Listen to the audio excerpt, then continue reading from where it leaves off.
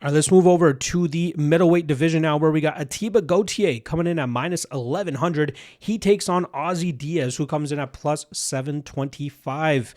Now, for the first time in his UFC career, Atiba Gautier was pushed to the scorecards as he went up against Andre Puliev. But it was very impressive that he was able to keep that pressure on Puliev and land big, significant damage. He only landed 34 significant strikes compared to the 59 that Puliev landed. But it was clear that every time Gautier landed, it was much more effective than what Puliev was throwing in return.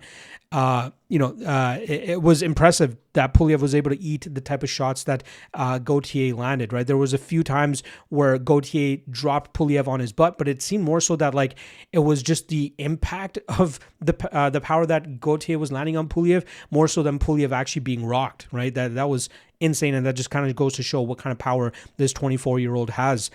His only defeat came in his first fight in the UK after coming over from the African MMA scene, and he was still very green, very raw, just as he is right now. But now that he's actually gotten solid repetitions, good experience, he's training at Manchester Top Team, high-level coach and training partners there as well. He's slowly coming into his own, but I thought it was very encouraging that he can go 15 minutes and still throw with the same power that he brings.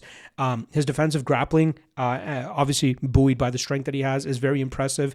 It's obvious that most people are going to be looking to take him to the ground to try to muzzle him there, but I think guys are going to have a lot of issues trying to hold him down, especially at the level that he's currently fighting at. He has a ton of potential, a high-level prospect. We just need to see him continue to work and refine his game, especially when he's not able to come through with that early knockout. And again, we saw some of that potential on display even in that fight against Puliev. I know the respect kind of has dropped a little bit for Gautier since he wasn't able to finish Puliev, but I looked at it as a positive growing experience for Gautier, and it's only going to help him as he gets deeper into his UFC run. Now, he goes up against Ozzy Diaz, who is looking to build upon his win over Jordan Santos, which I spoke about a little bit earlier on this podcast when during Santos's breakdown, as he's going up against Bissinger Sirsaikaev this weekend. But that was a crazy war, right? It was a fight where if it wasn't for Fiziev versus Gaethje, these guys probably would have won the fight of the night, especially considering that they were able to accumulate, or I think it was like 265 combined significant strikes landed.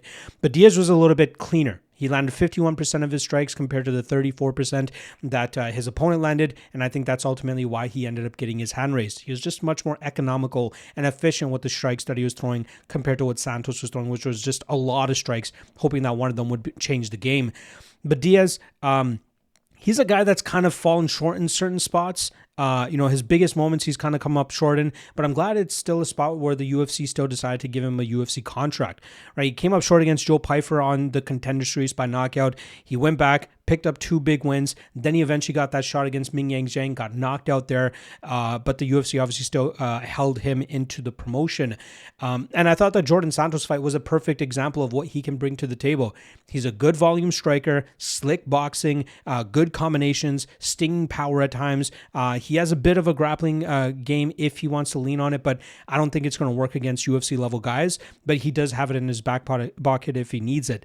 He is 35 years old, so that's definitely something to take into consideration.